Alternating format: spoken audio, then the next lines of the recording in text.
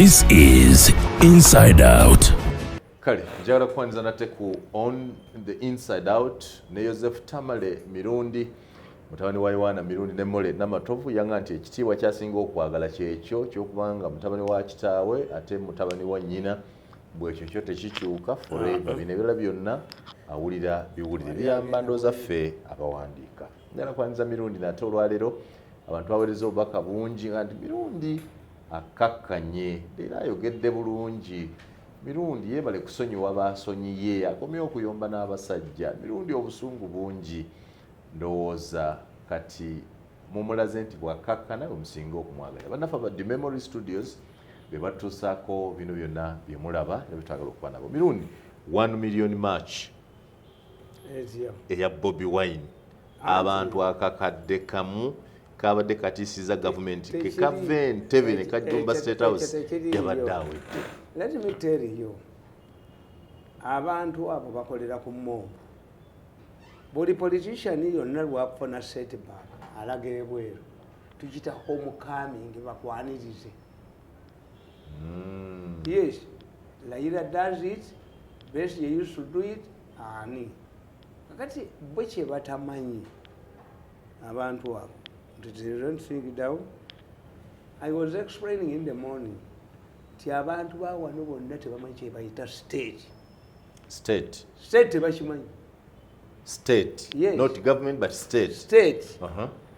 A state was given to civil forces. It must have a monopoly of violence. A state anywhere. Yes. Simu Uganda mokaka steva state anywhere. Kakate gwe oyina gizannya mu magezi. What if nga bayina strategy ya magezi ne bagamba, because for them they look for confrontation. Ndiko bakolere ebweru simanyi human rights simanyi biki.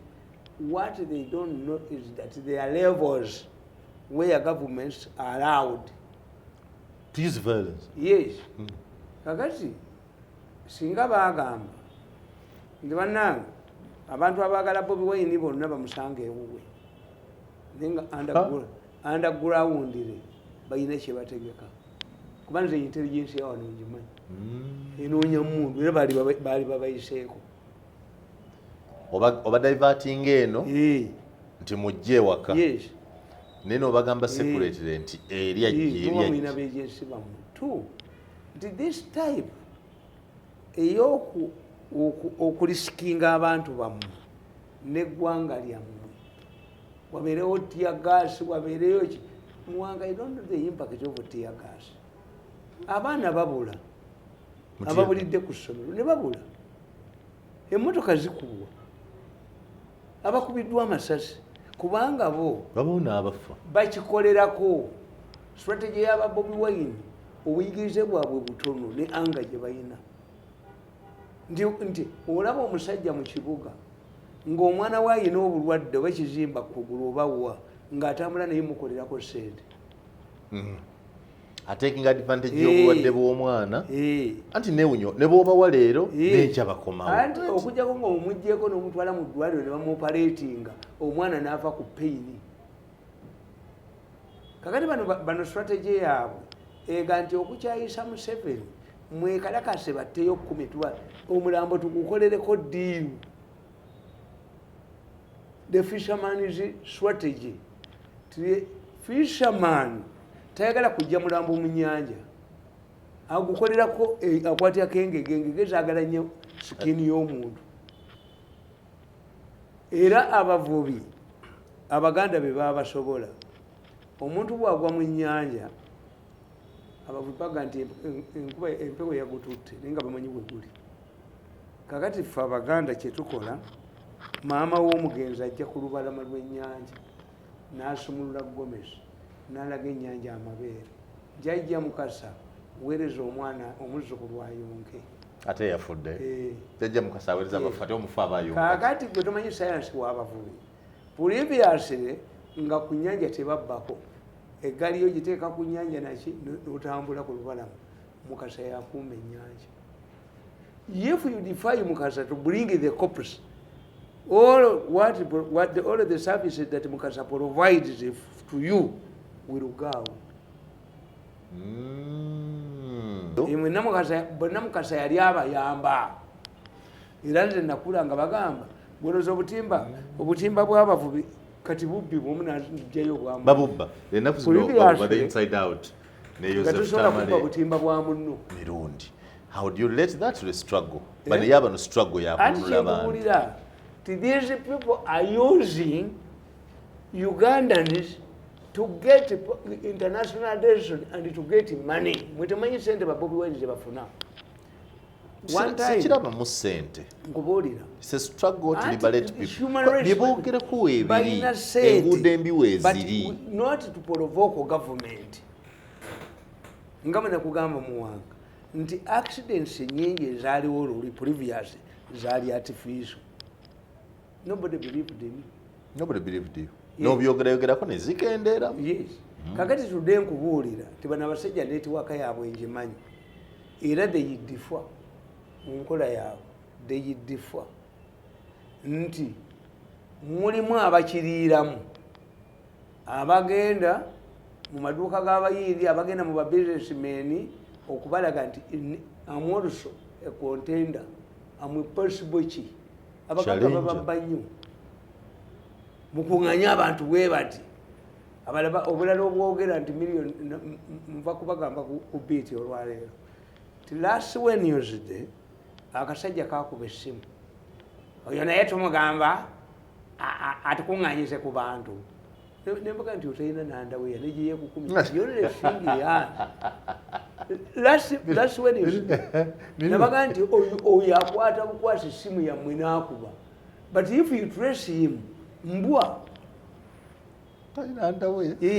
kubanga kati bwekinjagala okubuuza kiri kimu nga oli mukulembeze wa security mu kibuga with their past conduct can you allow 2 million people to enter the city? 1 million people. Do you allow it? If they stop at State House, if they confront the state machinery, how many people can die? 1 million. Emitwalo esatu gifa. Yes. Balalisi oba wangu. Ate bano amasasi begasanze nga bali mu maduuka gaabo. In many cases the victims baba batabiri namu. Basalumanya. Bali mu maduuka bali ku birala. Yes. Okay. Yes. But I think you know that bachitia government yachitia. Which government which does not? Nkugambye nti waliwo ebintu byemu planning and situation ne muddira embaga ngalale ngo bagalyanga ebibiina okuba enkungana naki. How did the people survive? Abo opposition badyanga embaga ne bagifuula ngalubanga lumbe babyalumbe bonna ne baleka bajja boogerera awo. Kakati did the Hamasas warn Israel? No. Singa bagiwonize tebandikozewo kintu kyonna kyonna. Yes. That's what I'm telling you. The one, their strategy is wrong. To sacrifice people, kubanga na bano abayekera bali bachina. Nti, when you attack a barracks, of a detachment, run away. Abayekera awo. So oyagala nti bwe balanga ntugenda kikola, baba tebagala kikola. Nate bw'okipanga nga tolanze olaba gavumenti bwekutta nti oli mu naye nakyo nkivumirira kubanga lwaki nkivumirira buli kintu bannange mubaako we mukikolera buli kintu nze mwange obadde oŋŋamba nti ndi mukambwe ennyo but you know the losses have incurred over nothing until lwebagambye twamulwanyisa kuba butambi era twali bangi bizinesi yaffe kati nga strategy egamba omusajja ono okutuleka bizinesi yaffe okuzikola era agende mu kkomera oba agende wawafuka district tukole bizinesi yaffe. That was their strategy, but God did not allow them. I've never entered the prison, maybe tomorrow, because I know I'm under tight what? Watching. Any simple thing you do. This is why I avoided the money. Nagenda okulaba nga okukwata ku ssente zaabwe bajja kukinkwatiramu. Nagenda avoiding nga mulimu ssaako mu State House. When some people were retired, babajjako sente za saawa naye nga ku musaala ki kati nze ebyo byonna nga sibibeeramu I never handled the money ne musako tewabeeramu ne musako tewabeeramu how can you set up usako esaawa eki ey'abakozi ng'ofunayo sente mmeka this is why nze mbatunuulira when you get a job you rush to the bank to get a bank loan but my experience is bakujjako 40% ku musaala gwo kati olina gwa mmeka ogenda okwesanga nga 60% gye bakule luli kabadde kalamba ng'ofuna akakadde kamu emitwalo 7 like me akakadde kamu emitwalo 7 ngenda okatunuulira ku akawunti okwabadde $5,000,000 nga ziri mmeka 6 I can raise this one 1.7 nengattako 1.3 nenkola ekintu ekyaki ekyomugaso kikubeezaawo kakati gwe bakutemeko so nze to me we must follow the calendar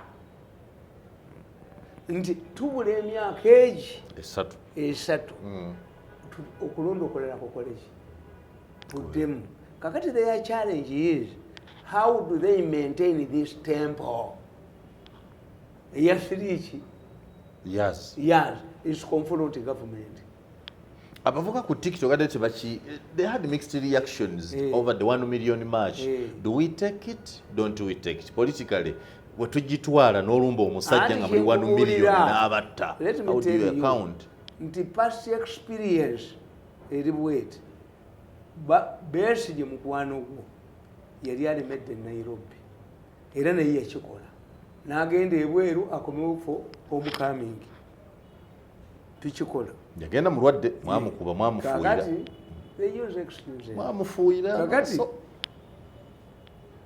Besigye Kenya Airways yali eganye omukimu naye nga ku airport kuliko omuleeta ku airport kuliko bapulezidenti abatuuka abali bazze okubeerawo to witness Museveni swearing in so the airport was very busy but Museveni after being informed nti Besigye Kenya Airways emulese Nairobi what did he say he directed the security allow Besigye to come back on arrival he should go to his home Besigye violated it yalemera kubayita ababiri ne mukazi we nakuŋŋanya abantu bangi ne bayika mu kibuga Museveni is embarrassment motoka z'abakulembeze zakubwa amayinja I remember yes eya Jonathan good luck kumpi damage ne bagikuba basirikale be guards be bamala kuvaamu era omukazi akera yali principal brigade secretary namutegeerera nti bagenda mugoba he went to the president which was wrong ng'asoma speech ye eyaswearing n'amuwa akapapula imuwanga what I hate in my life omuntu okundetera akapapula nkwogerere kuki you take away my attention true what is happening contain and njogererayo kano era nze ekibambumya kyekyo bw'ategeera nti ogenda ku TV n'alyoka akuba essimu but tolowooza lwaki you feel by the time I got to Kurugulamu I did not think abantu bakwa ideas tulowooza mwami Mirundi mwababeereyo mwanjogere ku nedda bugamba mubayita bagezi ffe tubibawa linda mutinza kuba simu yange era nze I've written many books many people especially younger people come to me nawandise ekitabo kyange njagala nkuyambe ki because same facts they are the same ogenda kuwandika ebintu byo ogambe nawandika ekitabo kyange ekikolamu kiki twala entu eyo yes wandika yowa book ogende mu baprinters opresentinga ekitabo kyo ebyo nakola report nenyuma wagitwale wa Museveni bagiryamu sente these people are not helpable gwe muwanga bwolowooza nti bitwogerereyo no I'm not your MP, I'm not your messenger. So you don't encourage people never baleta ideas kubanga baga nti ndi mugezi n'omukobera falsuka wetugamba akukoberako okugambye ate abasajja bajo omuntu ayinza okukubira esimu n'akugamba nti kubira nze na information kigwe kyolina kyogenda okumva nabalabanga njagala Museveni ebyange bya security oli waayeso. Some of these people are not credible. Nalabanga abantu abasiru omusajja najja nga yambadde bulungi mwawule oba mugundi bali ba bishops nakugamba nti owaye wategedde ti Katonda yandoosezza. Message yange njiwa mukulembeze yekka mu bwanaatuukayo asabe ssente abatwala message ya Katonda eriwe ya Katonda eriwa Katonda yise muono president bamugambe. Yes. Kani lulu abanga gwe kanotaiza kwogera nawe. President omusajja amugende nti munsi yo nina gwentumye. Munoonye. Naye ngole mu musajja olowooza munange nzikiriza era nawe waliwo kye nnavuma n'enkifulumye. Kati gweyagala message etandikire mu kulembeze. Nayogera ne Katonda era kwe kuvaawo awo ne mugamba nti wayogera ne Katonda kati muyogera naye nfe. Oba ku baana bo mugaso gwe baaleeta. Geekuliriza entwe. That's why I'm very abusive and annoyed. Kakati nkubuulire negamba. Mese Katonda ayogera naffe. Kuki? Nakuwa obubaka obutwalire president. Yajja n'aŋŋamba nti owaaye mbeera kasangati. Nga ndowooza omusajja tulukuse bulungi mu suuti ye. Naye Amerika abazikubenoonya aba Saddam bali babataddeko $1 million meka buli omu. Nabalabye kasangati. Kakati njagala kgenda nkole ki? Ku American Embassy. Oze nesiyinza kgenda nga sinalaba mukulembeze wa ggwanga. Want success naye gwe okola otya belief ewa president tiderije busiru America benoonya bali kasangati. You see kakati ebyo simplistic mind baba beyiya simplistic mind bazirese mu byobufuzi. There is a government in charge with a monopoly of coercive forces that can allow you to march. Not a peaceful march, not a procession. But was a 1 million march? Uchima muntu. It's a million yajijawa.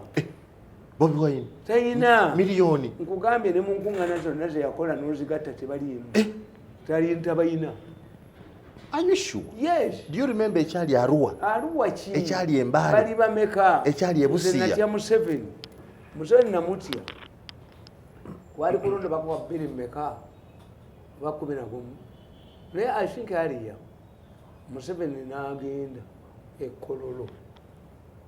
N'alaba ki. Because it's normally the police that has that technology and knowledge to estimate crowds. Agandi Museveni bw'agendayo n'alaba crowd eri n'abala obugazi bw'ekisawe ky'Kololo n'agamba omukyala we n'abaana baabwe nga bali wamu alabe sipeesi ye bokyupayinga agabiremu ekisawe kyawe ky'Kololo ategeere an estimation of the number abali Kololo. Naye gwe abantu bayita bakuzanya lukwati nakivulu ekisawe hamu kyakoze ky'abantu bameka mitwalo ena esatu tunu nambole wa abantu bameka wa mitwalo ena ekyaki z'abantu bameka amaaso gakulaga ng'ekinene ennyo naye nga tebaliiwo. Mirundi Bobi Wine abantu akakadde akamu okubasolooza eddakiika 3 abaweze ne mu Kampala tekitaaga na kuva Arua. Ab'omu Kampala bakirolo bangi nnyo. Kirolo kye kirolo idleness. You call them idle. These are strugglers. Idleness. They are foot soldiers. Era nze simanyi how muwanga you move. Nti munaddiini bamukubye emiggo akolera wa mu kanisa kuba babikola to embarrass ne bannaddiini bakubwa ne baani. Yes, when an insect mingles with the garbage, those who are collecting the garbage take it with them, with the garbage. True. Yes. Kakati gwe munnaddiini ebyo byonna biba bipange nabagambanga ebintu wano nkugamba bye mutasobola kukkiriza. I told Kayihura tibatraininze abaana abawala 100 nga bwe muba mubateeka ku pickup ya poliisi beebajjula tebalina nickers. He couldn't believe it. Buli gwe bateekanga ku poliisi bw'ati nga yiyambula bumalaaya wire kyebutya baba stripping naked. There was a time that embarrassment of embarrassing our women. Baddiranga ate ekimu kyali kiwala kya gundi ate maali madi dereva yakitwalanga okusoma ekifunyisa olubuto nekisiraana kikyabeeranga omu nga kiwuga nali nkikyapa oluyi kuba nze nali mbimanyi nti bano abaana badda akabanga lya poliisi ne bakunama ne bagaa nti poliisi yabaswipinze naked akakazi ne gavayo ne galeekaana nababuuza ti omuwala oyo gwe baswipinze naked asaalira muzikiti ki etumanye muzikiti ki mwasaalira. You don't know these people. Nti waliwo gwe bakuba emisumaali muki mukamwa nti weenaaleemu baamukubye ne bamusuula ne mbabuuza balumumba ne badduka bamutwalire sente mbaga ebyo babikola ne ku Christmas oba ezo first gundi ceremony z'abayindi waliwo abeefumita empiso waliwo be babamba kuki ku misalaba live engoloza ntole emisumaali ajefumise yekka. Yes, bayina eddagala libateekamu nti tojja kuwulira pain until 5 hours ne bamuwanika. Kakati mmwe bw'oba tobamanyi bano abantu tewali kye batakola. So therefore let us expect nti neggwanga lyaffe, let us follow the calendar kubanga mmwe temulabanga ku gavumenti zezi strict. Moi Kenya nga oba Kenyatta's time Kanu time nga tosobola kuba lukungaana. Kakati what they did, tiimu ze Kenya ze politics yaddamu tiimu bbiri, FC Leopard ne Somenya endala Abaluya. Mumayina okuyitira ki? Okuyisa emizannyo. Era ne mmwe okuleeta bannaddiini abo baabaleeta Banzoya ba Alexander Muge babakube nti bakubye ne bannaddiini. Kakati ate mu Uganda munnaddiini has been demystified. Why? Religious leaders in Uganda have been demystified because of the battles. Walaba ku musajja gwe bajja Erweru n'omusalaba. Omusalaba nga gudduka emisinde si Yesu. Omusajja w'egganduula, omusajja senior kirali ng'endika zimutomera. Look what is happening in Namirembe. Namirembe, yes. Bakyalemeddwa okukola ki? Okukkaanya ku n'olwaleero. Yes. Why? Nti bo balema okukola Abakatoliki kye baakola. The Catholic Church eri okusefa.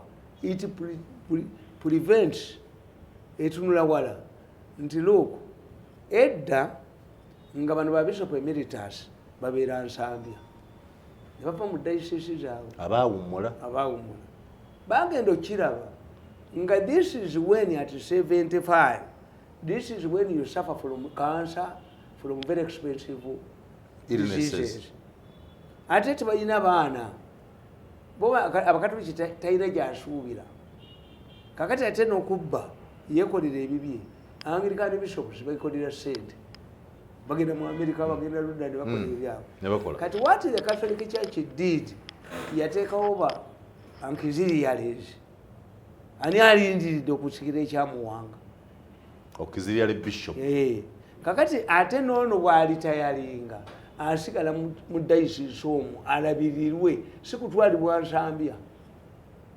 Mu isolation. Alabirirwe. Kakati ate bano I don't know whether you remember when Museveni took power 86, the former Archbishop of the Anglican Church, Silvana Siwani, was riding a bicycle. I think it was Museveni who bought him a car. Riding a bicycle? Yes. Silvana Siwani was in Arua riding a bicycle, moving on a bicycle. As a bishop?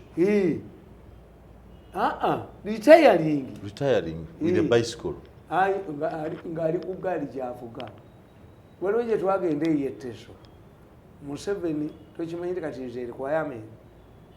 The incoming bishop bamuwa emmotoka. Bamuwa emmotoka, yes. Era bw'aba agenda nayo. Museveni ne bw'atajja naye emmotoka n'ekola. Emmotoka ejja. Tebafaayo. Naye twali egindi ey'etteso, omusajja n'ajja. You have donated a new vehicle. Is it for the outgoing bishop or the incoming one? Museveni naga nti ate outgoing muweera ki? ono gwe mpadde akola emirimu gyaki gy'obulabirizi. Era this is why mwe abasajja abo enkola gye bakolamu temugimanyi. Nabaga nti on my machines I captured Gundi's wife and Rongoya's wife. Baga mtu amusajja contempt card is a challenge. Mviyumba kube. You have evidence? Yes. Bakuzanya contempt ne bakireka bulesi. Bina banyanukule. Nekuga nti Bukalo Bongoya yajjayo milioni 4 mwaka. Ono yagenda mu Mutungo County Club ekiro. Ate manga mu Museveni bamubako milioni 4. Ne yamubba omumanyi. Ne yamubba omumanyi. Nange mumanyi. Kakati yamutwala ekiwanyi ky'omukazi mumanyi nawe. Anti bagamba nti strategy ya mwefu. Why? Strategy eyokuwa opposition sente mugifuniramuwa instead of strengthening your party. Kubanga bali bategeera nti wa week. Wesikanyiza nawe mirundi kwe kulooza nti Bobi Wine eyafuna obulwe milioni 3.5 mu Uganda.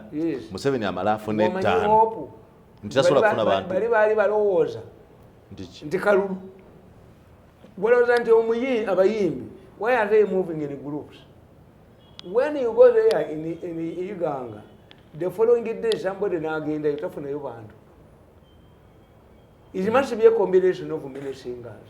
So factors eza gundi, eza gundi. Chenjagala okirize nti 1 million match Bobi Wine agisobola. Abantu akakadde akamogende abasobola bawezi. Abantu bamanyi teriyo kiriyo. Nga babadde bagenda mu nkungaana ze. But if ate bamanya nti eriyo ekintu basinga okuwera baali bamalirivu ku kintu baali bakiyiwa golozala kigamenti yakitidde. Bobi Wine ya security it cannot gamble. Era nkubuulira gwe kankubuulira Semogere yayimirawo mu 9 at that time I was very close to Semogere. Semogere yagenda e Masaka Mamus Lare naye nyine abeera surprise naga nti abange bulijjo bagamba siina bantu bano bavuddewo naye bonna ekkubo lye baakwata bonna bagenda babba ebintu mu butale where they his nabaga nti rallies are manufactured are inflated. When Jesus went through Jerusalem yalaba mob bwe baali bamuoneka mob yali meaning it was manufactured. Mobs are manufactured. Rallies it depends. Muyinza okusanga ne mugamba kati ngeno government eyinza okusanga negamba twagala muwangaala emeremu kubanga Besigye bw'avaamu kiba kifudde. Why do you feel nti bajja bu nonsense bukini babuteeka mu presidential election ne bugenda ku nomination ne million Katumba oye yali very popular nkugamba iwa kazanyirize Katemba yali nekava mu motoka nekazuka n'entwe yako n'entwe kana akayina omudaala wano Katumba oye mirundi that man Katumba is very popular in Kampala here. Very popular. Babu inflated. Kakati oyo gundi ono yakombanga ebigere bya bishop. There is a strategy. Kabuleta. Nti musoke muteekemu. Kati yasinga okwogera ebyamagezi mu opposition. Kabuleta. Amagezi kya according to you. A journalist statistics. This is a journalist. Is a journalist. Remember. Is a retired journalist. Chiba buza byamagezi kitubu. Nti omusajja Mao.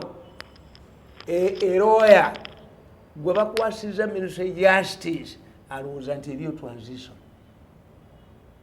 What is the transition? And he's talking about transition. Anti-transition eriwo from who to who? From Museveni to somebody else. Ate ekyo kyetaaga kuteesaako defeat Museveni. Because the constitution is clear. What you call a transition, these are swearing ceremonies. True. Yes. 1986 to 95, when we promulgated the constitution, it was transit. But you cannot come from Dubai.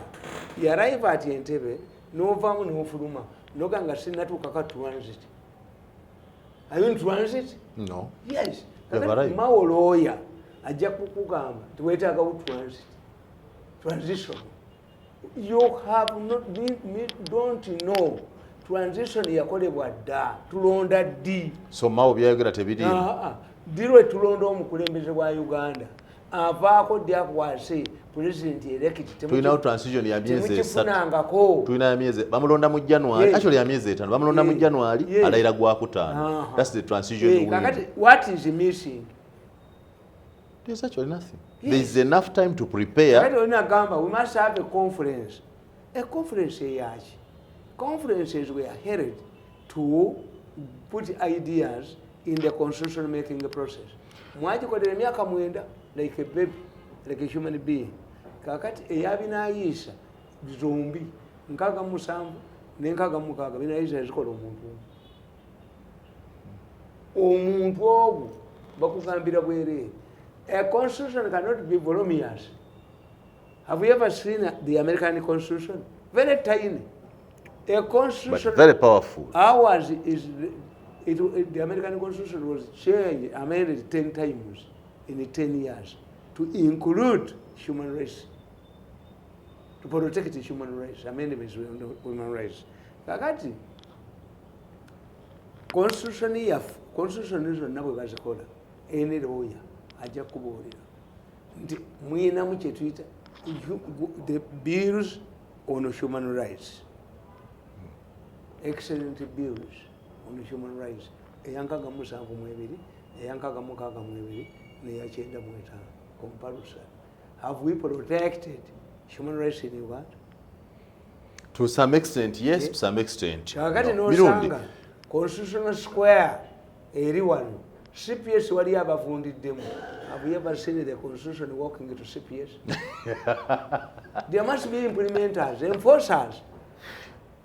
Near the constitutional square. Mawa ebintu ebimu muwanga ojofune time osome political science, introduction to political science. Sometimes nti Museveni bwafiira wano, yes, the vice president takes over until 90 days and organizes elections. That's not the inside out. Tamale Mirundi. What next after Bobi Wine's 1 million march? Police were mazo jigana. Bobi Wine what next? Has been deflated. That's what you think? I'm telling you. Deflate. Bobi Wine yavumirira Luweero will never be the same. I was telling him Mao wagamba Museveni nti chenyeja chivunda ku Buntwe. Is a spent force. That's Mao's statement. Yes. Ojoba koleremu. Andi nga ekinyanja kivundu ng'omutwe muvundu ate ojja okole nabo. Okole nabo. Nemuga Mao wasensalinga muhwezi. Yes. Ojja okole nabo. If Museveni is Musonyi, does it apply to all of the people in NRA? No. I can give you 3 examples. One. Namboze yavuma Museveni nti oyo alinga omusajja agabana enva ewaka. Buli kamu yakakola amagulu malamu. Aga Namboze? Nedda malwadde. Tebamukuba? Bamukuba. Olowooza ani yamukuba? Simanyi.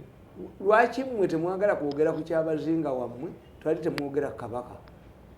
There are people who regard Museveni the way you regard the Kabaka. Nga tebagala mugamba. Nga tabalagidde nenkugamba nti Angina yali musajja wa mutawana Nyeteso mwala PA, highly trained and very brave, nga balina ekiramu. Do you know how many NRA soldiers they killed? Baatu banugamba nti to stop these people intention Nyeteso zive bakole kye bali. Mukula incident batta abantu bameka mu train wagon. Kakati ajja ayingira UPDF.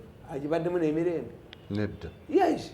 Waliwo abajjukira bibye yakola. Yes. Ne bonojja n'obakolera ne bajja oyo omusajja survived 3 ambushes. Bwe baakuba Kichwamba ne bagaba ADFC yakuba Kichwamba. Bwe baakuba Kichwamba waliwo division commanders gundi meeting in Kampala. The man left and they came. Okubera mu meeting. But when the incident occurred, he was put on Katebe. Was there not twice? Era bwakunyumiza yabeerako muweeresi creation ewasale naye nga n'amafuta gamubula obwana obusekitalo nga buli powerful than a full general.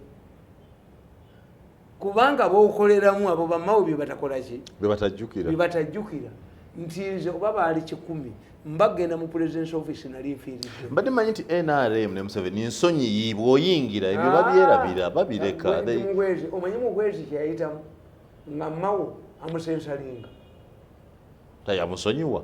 How do you know? Betty Kamya tali mu gavumenti yatugamba nti ekizibu kya Uganda Museveni. Betty Kamya temumumanyi. Betty Kamya abaana bazaala basajenti tuli omwe waabwe. Sajenti tuli omwe yali mu magye ga Sergeant Romo yes the electoral. Era n'ayingira eyewamu nga mu kuvuma Katumba amala okumala tasobola bwa president wabula kana asobola jeno tasobola.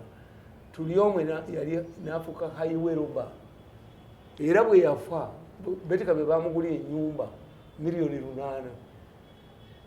Emakindie Fabaganda tukugamba nti ekiyamba embuzi ekiyamba embwa okuyita musiri gwa lumonde tekiyamba mbwa. Nze why have I not been killed and survived 10 years of economic boycott? Every my money is taken away, all of my allies are transferred to ensure that in 5 years, 10 years, I have not received a coin from Museveni. Even my mother, who was attacked by Baganda rioters, has not received any coin from Museveni. So, Kubanga, see government Museveni has given me a lot of things. Museveni yampa echuma, echikuba t-shirts, nabagayize nali muzimu wazikubi, netaka nali. Nibaganda no Ebyama mirundi is a nuclear bomb. Nina kuba muwavu mulekere ekibuga. Kakati Museveni bwana akwata sente n'okola requisition. Sente usikontrola tajja zikuwa. Nenga ziririzizi. Will Museveni call you with his briefcase? Have you ever seen Museveni traveling with his briefcase? Lwaki tazikushira ku account yo tamanyi account yo. Anti Museveni takola ekyo. Na ekiso genda okola ekyo. Ate ne banna lwisaabo waliwo ababa powering.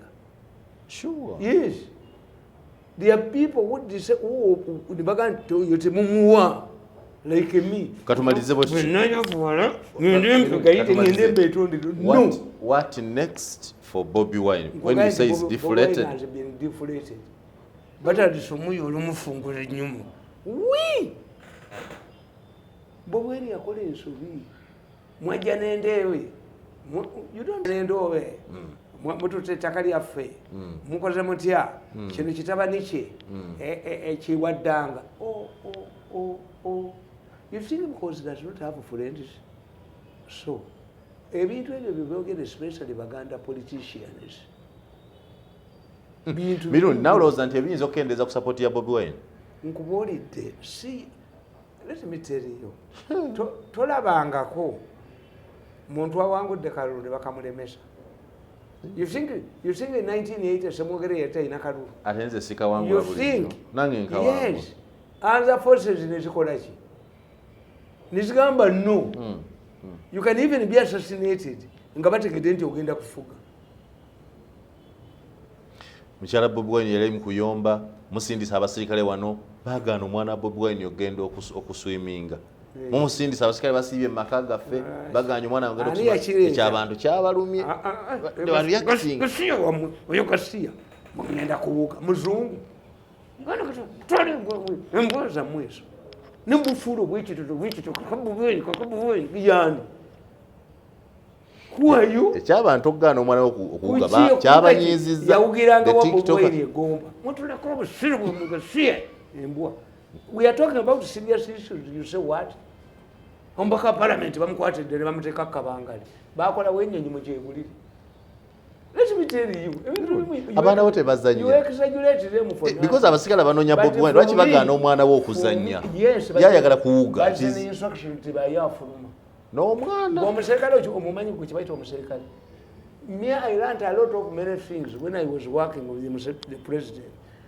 President bayinza okugamba nti buli muntu agenda ku mukolo gwa president agenda kubeera n'ettanga. Yes. You can only explain to a policeman, to a minister. Tebaba bakubakula bulijjo. Bali abasajja abaserikale nange bankwakulanga. Nabulira ekiwogana. I'm a minister. This is a full brigade. Do they know you?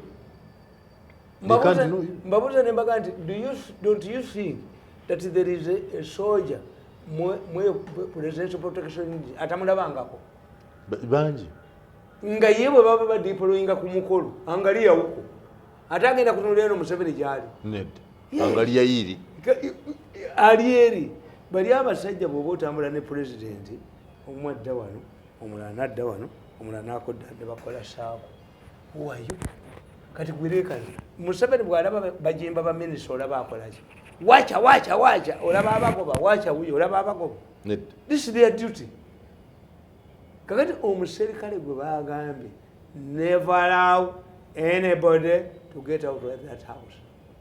And you were talking ng'omwana we agenda kuswiminga bambi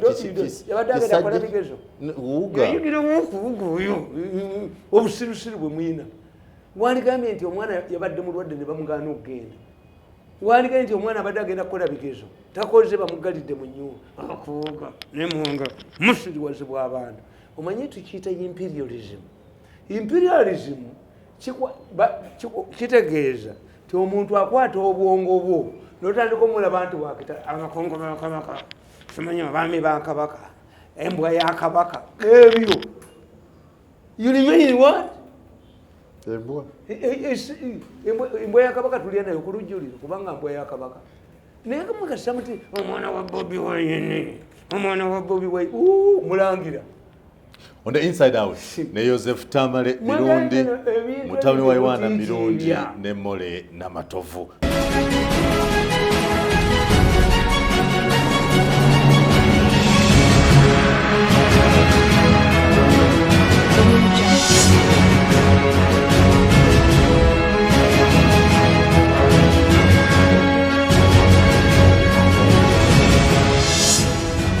This is Inside Out.